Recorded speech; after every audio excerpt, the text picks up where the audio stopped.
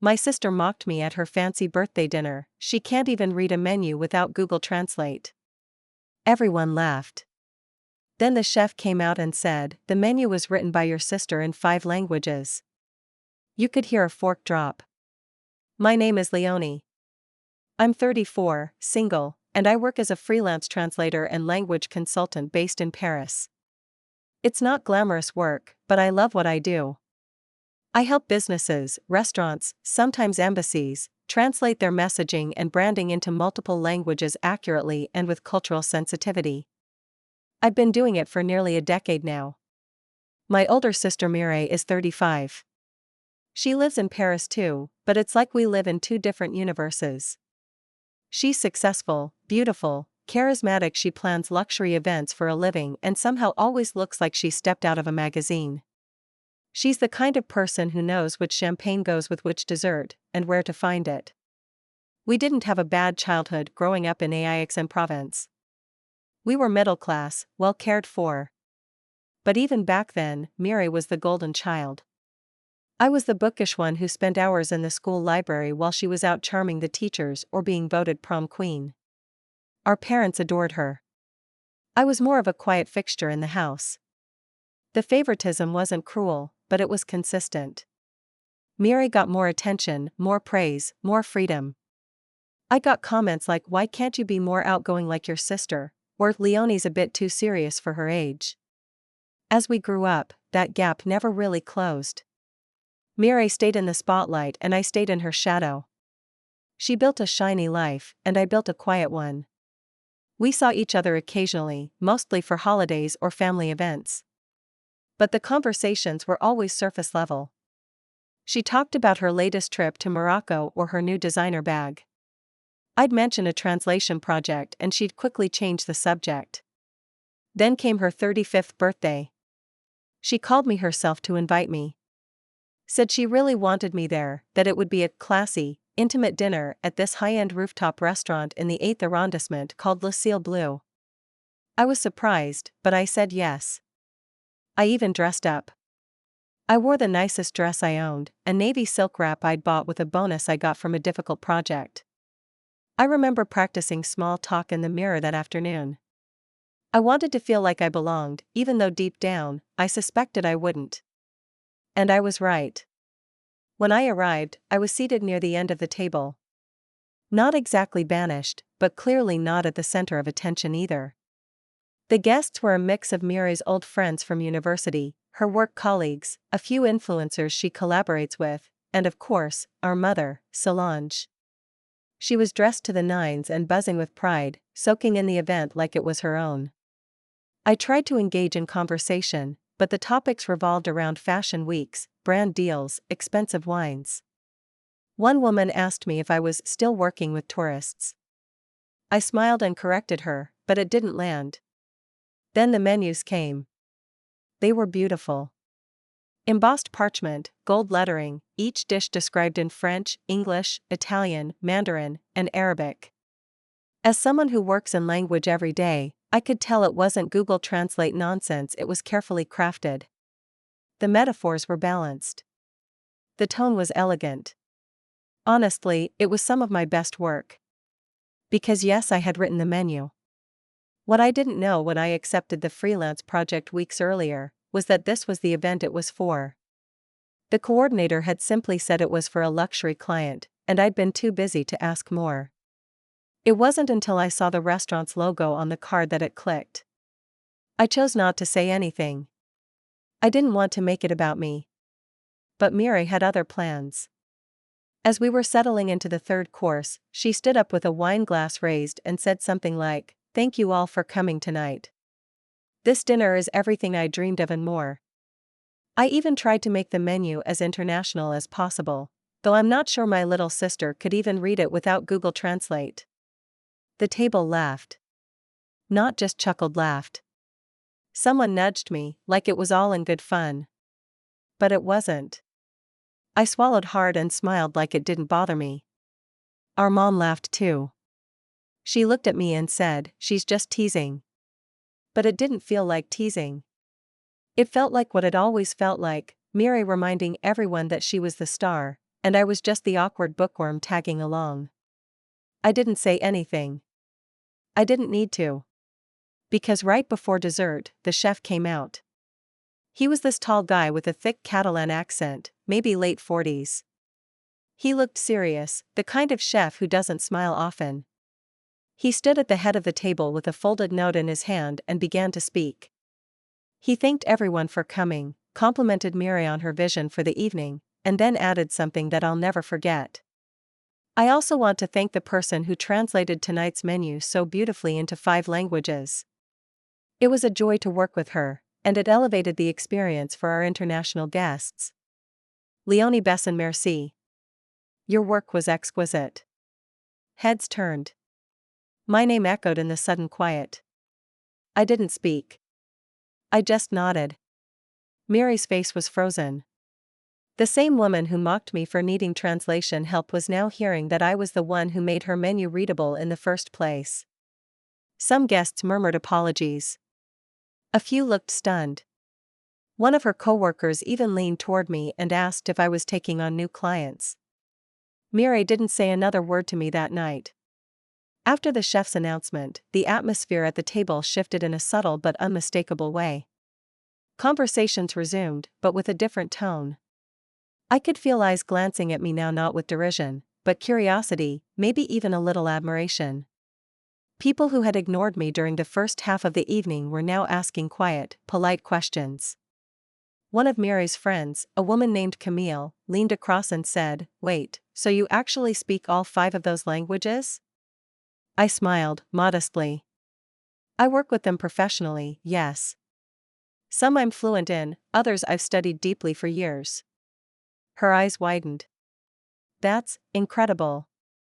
I gave a soft laugh and said, it's a niche skill. Our mother, sitting across from me, didn't say much. She kept her face neutral but sipped her wine a little faster than before.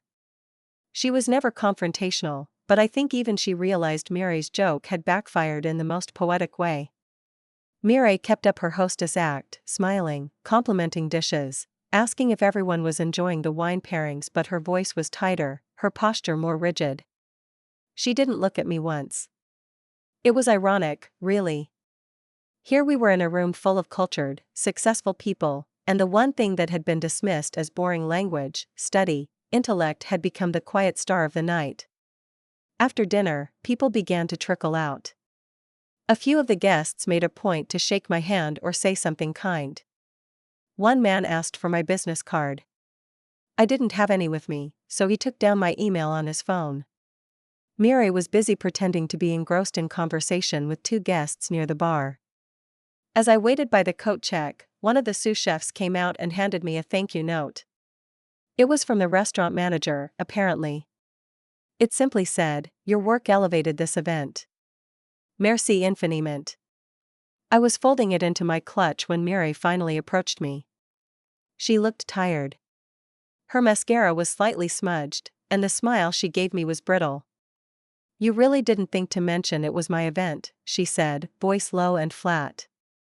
"I didn't know until I saw the menu tonight," I replied honestly. "I was just hired as a freelancer." "You knew once you got here." I met her eyes.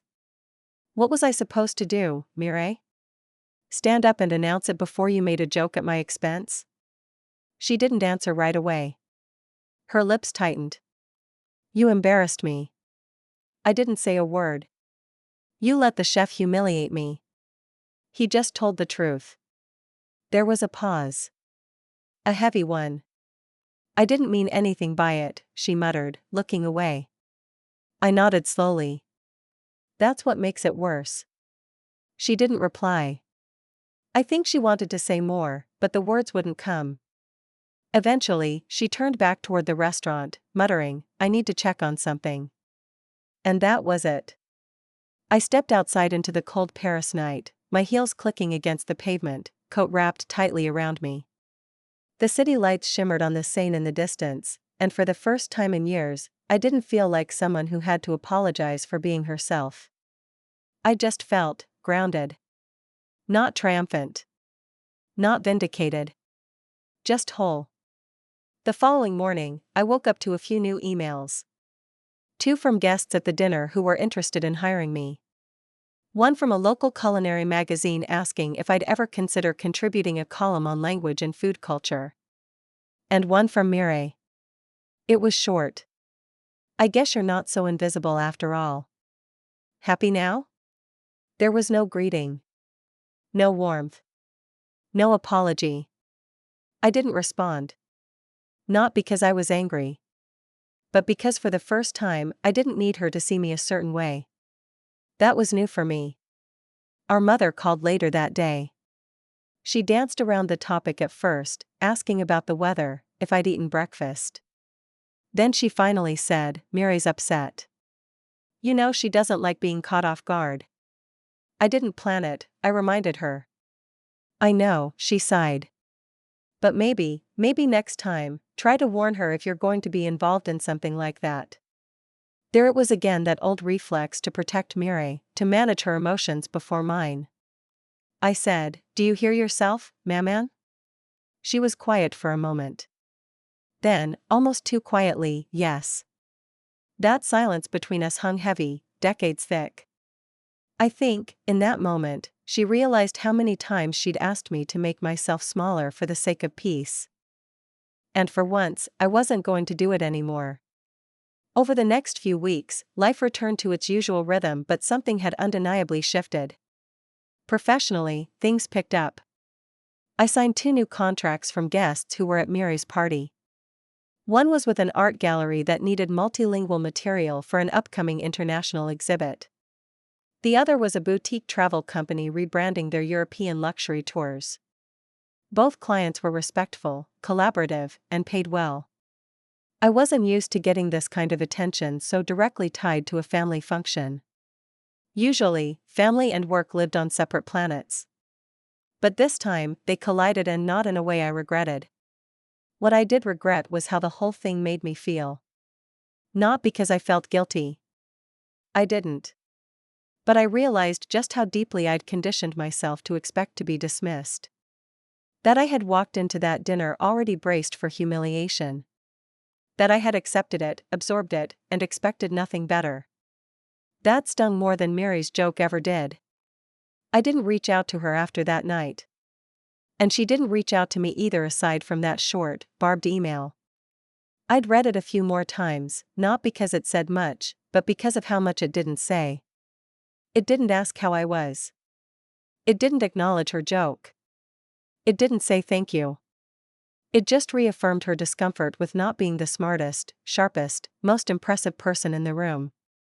A couple of weeks after the dinner, I ran into our mother again. She'd invited me to lunch at a quiet cafe in the Marais, a place she liked for its old-world charm and cream-filled pastries. I hesitated before accepting, unsure what kind of conversation it would become. She wore her usual silk scarf and perfume that reminded me of warm Sundays in childhood. She looked tired though. Her smile didn't quite reach her eyes.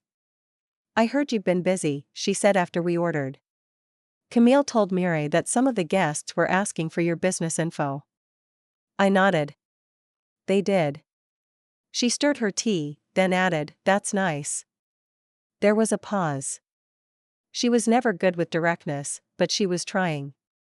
"You know," she said slowly, "your sister's always been sensitive." I raised an eyebrow. Sensitive? Well, proud. She's always felt the need to prove herself. "I know," I said. "But it's not my job to be small so she can feel big." She looked at me then, long and carefully. "No. It's not." Another pause. "I'm sorry if I've ever made you feel like you had to be." It was such a rare thing to hear from her that I didn't know what to say. My mother wasn't cruel, but she had always been Mary's biggest cheerleader, sometimes at the expense of noticing me at all. I didn't hug her across the table. Didn't rush to accept the apology or to pretend everything was suddenly fine. But I did smile. A real one.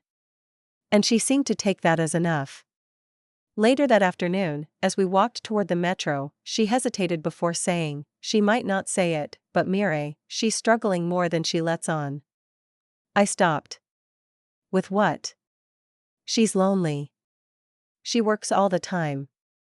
She doesn't trust people. I think she lashes out when she feels inadequate. I let that sit with me.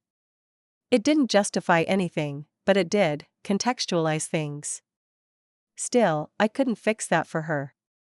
I'd spent years quietly shrinking myself so she could shine uninterrupted. I wasn't going to do that anymore. Not even for the sake of her loneliness. I didn't owe her that. About 3 weeks after the dinner, I got a message from Mireille. Not an email this time. A voice message. Just under 2 minutes. Her voice was calm, almost too calm. Carefully measured. Hey. I've been thinking about the dinner. And what happened? I guess, maybe I went too far with the joke. I thought it was funny, but it probably wasn't. I know you were the one who did the menu. It was good work. People seemed impressed. Anyway, I've got another event next month. If you want, I could pass your name to the organizer. Let me know. There was no warmth. No real ownership. But it was something. An acknowledgement. That's more than I usually got. I didn't respond right away. I let it sit. The truth was, I didn't know what I wanted from her anymore. Some part of me still craved her approval, like the kid who used to stand just outside her bedroom door, listening to her laugh with friends and wishing I could be included. But the grown woman in me didn't want to be dragged back into a dynamic where I was only valuable if I was useful or silent. I eventually replied a few days later. Thank you for the message. I appreciate the acknowledgement. I'm open to hearing about the event, but I'd prefer if we could have a proper conversation before we work together again. There's a lot I'd like to say. She read it. Didn't reply. Not for a while, anyway. It took another week before Mary replied. Her message was short, but civil. Fine. Let's talk. Coffee? We met at a quiet bistro near Montorgueil, the kind with cracked tiles and butter-stained menus, nothing like her usual scene. She arrived 10 minutes late, of course, dressed in immaculate neutrals and oversized sunglasses, the picture of curated elegance. I was already halfway through my espresso. She took off her coat slowly, like she was shedding armor. I stayed quiet. Once seated, she looked around like she was assessing the safety of the space, then said, So. Talk. I looked at her, really looked. She seemed tired. Not in the hungover, up too late way. But worn. Like all the energy she used to keep up her image had taken more from her than she was willing to admit. I'll be honest, I said. For a long time, I let you treat me like I was a side character in your story. The weird sister. The quiet one. The one you could make fun of at dinner parties. I wasn't, she started, but I held up a hand. I know you thought it was harmless. But it wasn't. It chipped away at something in me. You never had to see it, because I never made a scene. But it mattered. She didn't speak. Just pressed her lips together. And what happened at your birthday dinner? What you said? You mocked me. Publicly. Like I wasn't even a real person. I didn't know it was your work, she said finally. If I had, I wouldn't have, but you still would have made the joke about me needing Google Translate. That wasn't about the menu. That was about me. That made her sit back. I guess I didn't realize how bitter you are. I shook my head. It's not bitterness, Mireille. It's clarity. I know who I am. And I know who I've been letting you think I am. She looked away then. Out the window. You don't get how hard it is to always be the one everyone expects to impress. I sighed. And you don't get how hard it is to always be underestimated. She didn't answer. I leaned forward. Here's the thing. You can live your life however you want. But if you want me in it, I'm not going to keep playing the role you've written for me. I'm not your contrast. I'm not your punchline. I'm a grown woman who's built a life I'm proud of. And I'm not going to dim it just so yours looks shinier. We sat in silence for a while after that. The air between us wasn't angry. Just honest. And that was new. Eventually, she nodded. I don't think I know how to fix this, she admitted. I don't need you to fix it, I said. I just need you to stop trying to manage how others see me. She didn't apologize. Not directly. But she paid for the coffee, hugged me stiffly, and said she'd be in touch. I didn't expect much. And for a while, nothing changed. But then something unexpected happened. A few months later, I was contacted by an international culinary conference based in Lyon.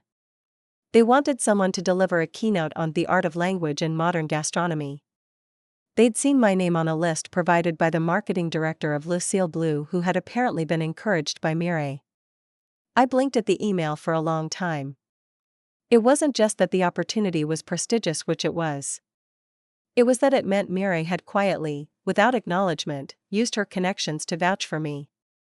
I didn't tell anyone about it, not our mother, not mutual friends. I just accepted. And I delivered that keynote in front of hundreds of chefs, restaurateurs, and hospitality leaders. I told them how language wasn't just about translation, it was about evoking memory, meaning, emotion. I spoke in English, then slipped in and out of French, Mandarin, and Arabic, letting the audience feel the texture of each phrase. When I finished, I got a standing ovation. Afterwards, as people came up to shake my hand and ask questions, I saw a message ping on my phone. It was from Mireille. I heard you were amazing. I'm glad they're finally seeing what you've always been capable of. I stared at the screen for a long time. Not angry. Not emotional. Just still. She didn't ask for credit. She didn't ask for forgiveness. She didn't even ask me to thank her. But in her own quiet, begrudging way, she finally acknowledged the thing she had spent years trying to ignore, that I didn't need to steal her spotlight. I had my own. And now, other people could see it too. So no, I didn't plot revenge. I didn't humiliate her. I didn't outshine her at her own party intentionally. I just stood still while the truth caught up. And in the end, that was enough.